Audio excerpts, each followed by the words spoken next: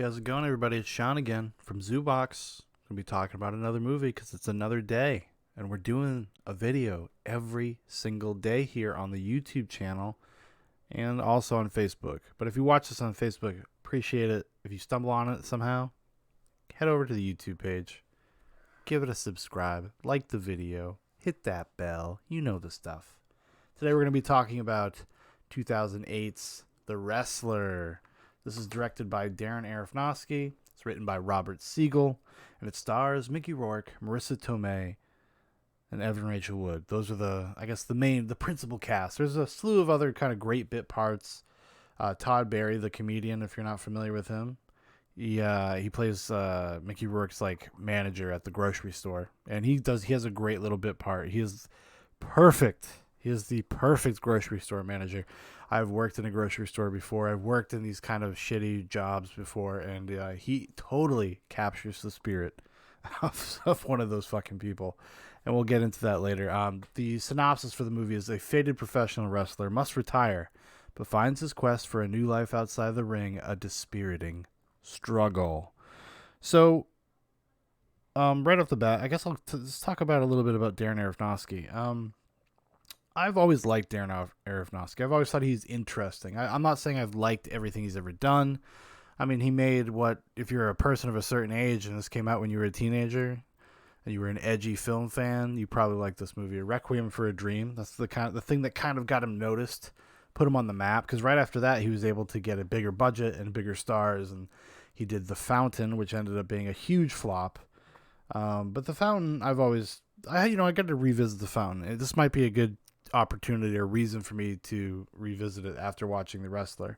I was always a big fan. I really liked Black Swan. I appreciate and respect Noah more than I like it. Mother, I think, is his most. It's all of his worst impulses kind of put into one movie. But we're not talking about those. But that's just kind of how I feel about his general filmography. And The Wrestler it's a weird thing. It's a really different movie for him. He took some of the lessons he learned on The Wrestler, like kind of the like the photography stuff and the intimacy that is created through the way they shot the movie. He's taken that and used it in other movies, like Black Swan especially. Black Swan and Mother especially, because it's all handheld. It's very like kind of in your face, a lot of big close-ups, a lot of intimate shots. A lot of just following behind somebody. He wants to put you in the headspace of that world and where their character is coming from. And I think it's never been more effective than in The Wrestler. I hadn't seen this in a while. I gotta say, it's probably been it's probably been close to like a decade. It's probably been like 8 years, I'd say, since I've actually like sat down and watched The Wrestler. And I always liked The Wrestler. I always thought it was good. Clearly Mickey Rourke's performance, Marissa Tomei's performances, they're fucking incredible. They are the reason to watch this movie. But I had this new understanding that I think just comes with age, because this is a movie about, at the end of the day, it's about failure and about learning how to accept your failures and your lot in life. And just because you're a person who's fucked up a lot, just because you're a fuck up doesn't mean you're a bad person. And when you're younger, this came out when I was in my early 20s, and you're younger, like, you don't really understand it on this deeper guttural level. But I was really, really moved while watching this today. I mean, I got like even kind of choked up at certain parts, especially towards the end. And which is weird because, I don't even really love the main character. Like, I don't think he's a great guy. But that's kind of the point. The movie kind of acknowledges that he's not a great guy, and and he's trying to come back. He's trying to be a better man, a better person, a better father, and it kind of explores the struggles that he goes through while trying to kind of redefine his existence and his life. And it has so many great layers. I think it's a really kind of underrated movie nowadays, because people don't really talk about The Wrestler anymore, because everybody just focuses on Rourke's performance. And well, like I said, fair enough. It is the centerpiece of the movie. It is the linchpin. It is the reason why the movie ultimately works. But I think the storytelling as well and some of the supporting cast really really, really enrich the experience. Like, I never really picked up when I first saw the movie, or anytime I saw the movie. You know, he has this relationship with Marissa Tomei's character, who's a stripper, and he goes there. And what I didn't realize when I watched it before, like, her need for validation from an audience is the same as his. They kind of have similar characters. They're like not like starfucker type thing, but they're addicted to that, and that's kind of what's kept them in the game longer than maybe they should. Because Marissa Tomei, I mean, like, she was an older woman when they made this, but fucking gorgeous, fucking beautiful.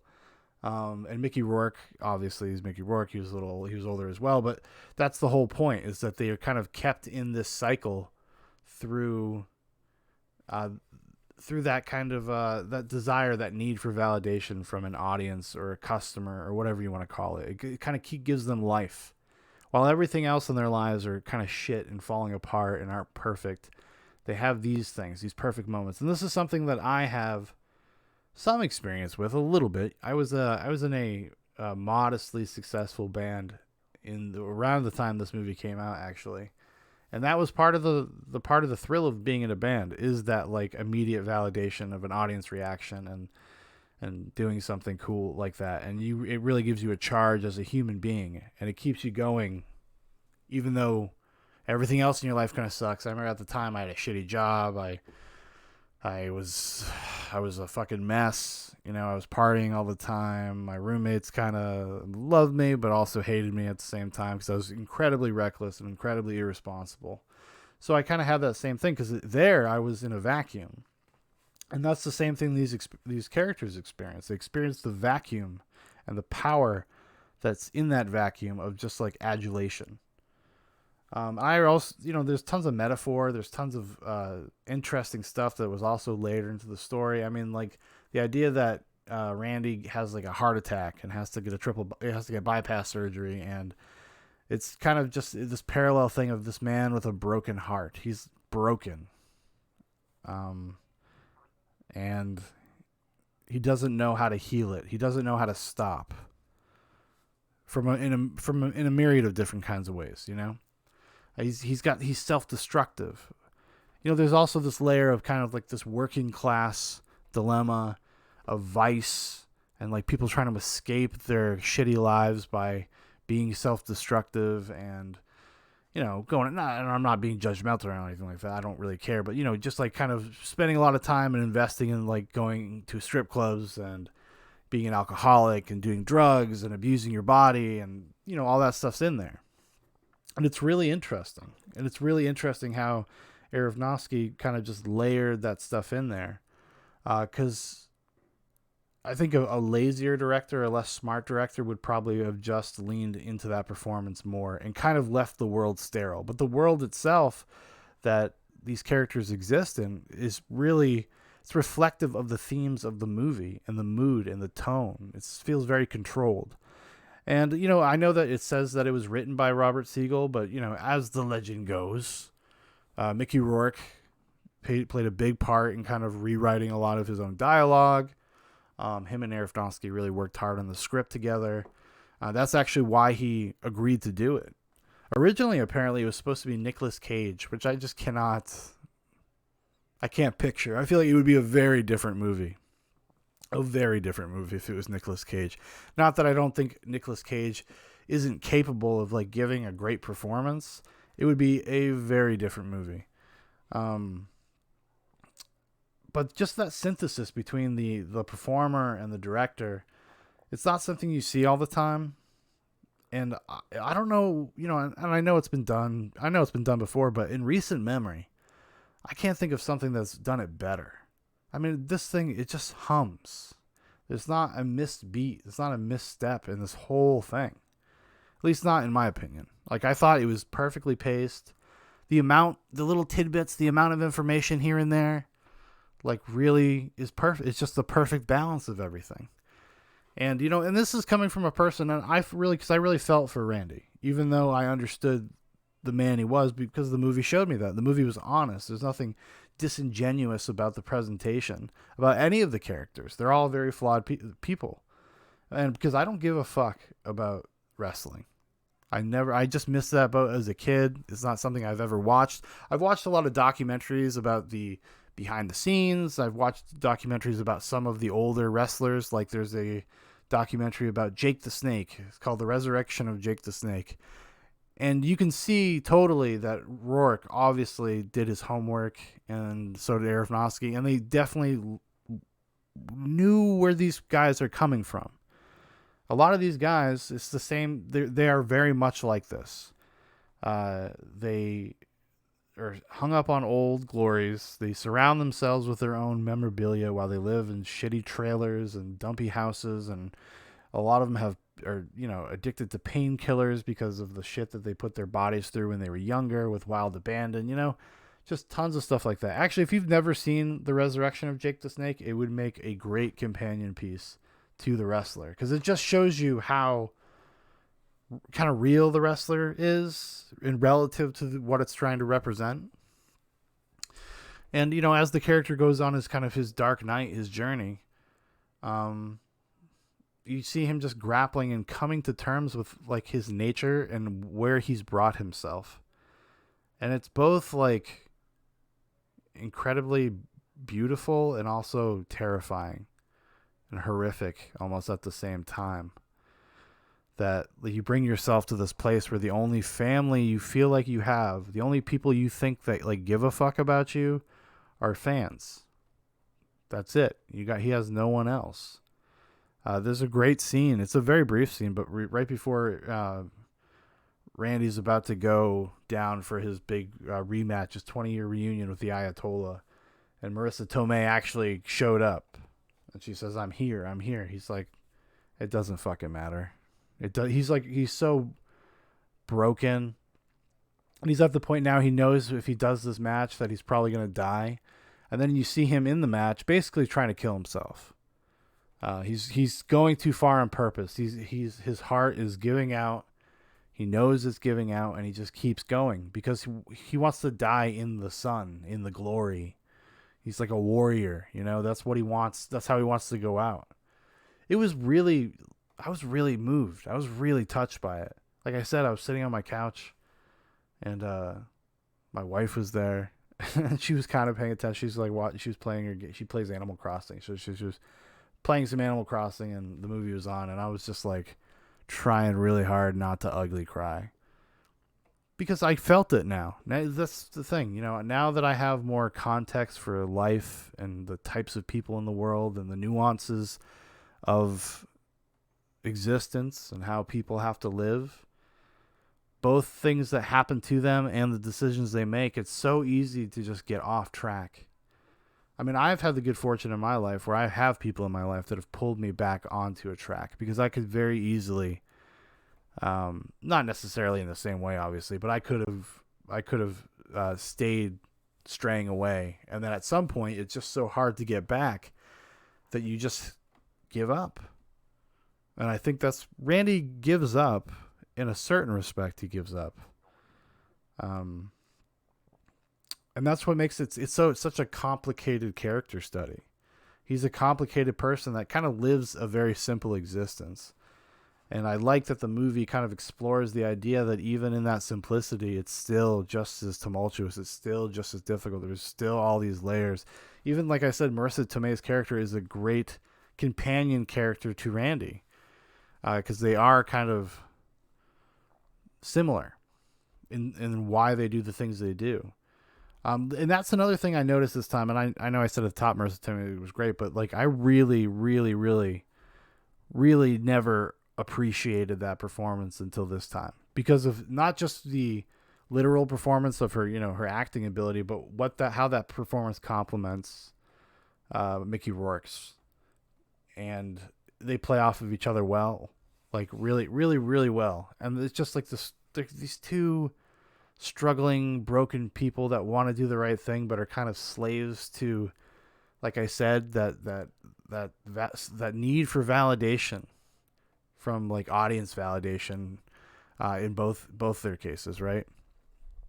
And it's a really touching movie. Very, very moving.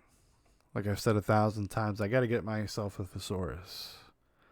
Gotta get a thesaurus in here. But yeah, I can't. If you've never seen The Wrestler, even though I've said some things. It's an older movie. You're gonna have to forgive me. But if you've never seen The Wrestler, even given what I've said, there's so much more to explore. It's so interesting. The journey is way more important than the destination. And if you haven't seen it in a while, also watch it again, especially if you haven't seen it since you've been like an older adult. It's a way more interesting movie now than it was when I was 22 when it came out. Oh, the last thing I want to talk about, though, I want to talk about the very end of the movie, because I remember back in the day, it was kind of a thing. A lot of indie movies did this. And I think this is the havoc that Sopranos wreaked on the world, right? It cuts to black before you get like the finality of it. But here, I don't think it's as cheap as a lot of other indie films or The Sopranos. The Sopranos, it wasn't. I think it worked in the Sopranos context. I don't mean to say that The Sopranos was being cheap about it, but the cut to black before Randy's up on the ropes. He's going to do the ram jam. Everyone's screaming and cheering. His heart is giving out, and he's just in heaven. He's in the ideal place. And then he jumps, and as he jumps, the film fades to black. Because whether he lives or dies, it doesn't matter. Like, he has achieved. He's going to go out in the sun either way. He's achieved something. He's become his highest self, and that's where the movie leaves you with. I remember, but back in the day, just because of being young or whatever, you're kind of like, another one of these fucking movies. Another one of these fucking movies. Because originally, they did shoot the ending. They did shoot that he lands on the Ayatollah and he pins him. And originally, you were going to see that. I think the implication is there that he's gonna win the match, and the Ayatollah is in on that. He can see what's happening, kind of, to a certain degree. He can see what's happening, and he's being a responsible wrestling partner. And so I don't think you need to actually see it, but it also doesn't matter. It doesn't matter. That's the real reality of it. The real reality. How do you like that? How do you like that word combination? Well, yeah, the old noggin there. So, yeah. Again, go watch The Wrestler. It's a great movie. I honestly, it's probably it would be somewhere in my top 20 movies of all time, especially after this viewing. I was so blown away at the craft of everybody involved, and especially Todd Barry. Todd Barry's great in this. I think he's okay as a comedian. I enjoy him as a comedian, but he was so good in this, and he kind of does not, because he doesn't act like himself totally. He does actually kind of play a character. And Jesus Christ, I've just worked for assholes like that. These people that like stay in one place forever and they fail upwards, and they're like little petty tyrants. And I was not great at keeping those jobs. I had a problem keeping my mouth shut, I guess you could say. But yeah, from top to bottom, like everything about this movie is modulated perfectly for what it is. It executes perfectly. I honestly, I can't think of any real flaw or something I would be like, oh, they could have done this better. This could have been more clear, or we could have seen some more from this character or whatever. No, I think it nails it. It's Darren Aronofsky's best movie. Maybe by far. I'm also a big fan. I do really like Black Swan. Like I said, I think Noah's an interesting movie. I don't know if it's a good movie. And Requiem for a Dream, I've always been like, whatever. Honestly, ass to ass. It's been a long time since I've seen it, so maybe I'm being like too dismissive. And I don't think I ever saw Pi, so maybe I should revisit some Aronofsky stuff. I definitely want to rewatch The Fountain, because I have like a sense memory of The Fountain. I know I've seen it like a couple times, but it's been so long that I might as well have never seen it. So maybe I'll revisit that. And I've seen Black Swan a ton of times. I really like Black Swan a lot. But yeah, that's going to do it for me today. So thanks for watching. Thanks for listening. And we'll see you guys again tomorrow. We're going to be talking some more movies, I think. Pretty sure we're going to be talking movies. Talking movies. All right, thanks for watching, everybody. Goodbye.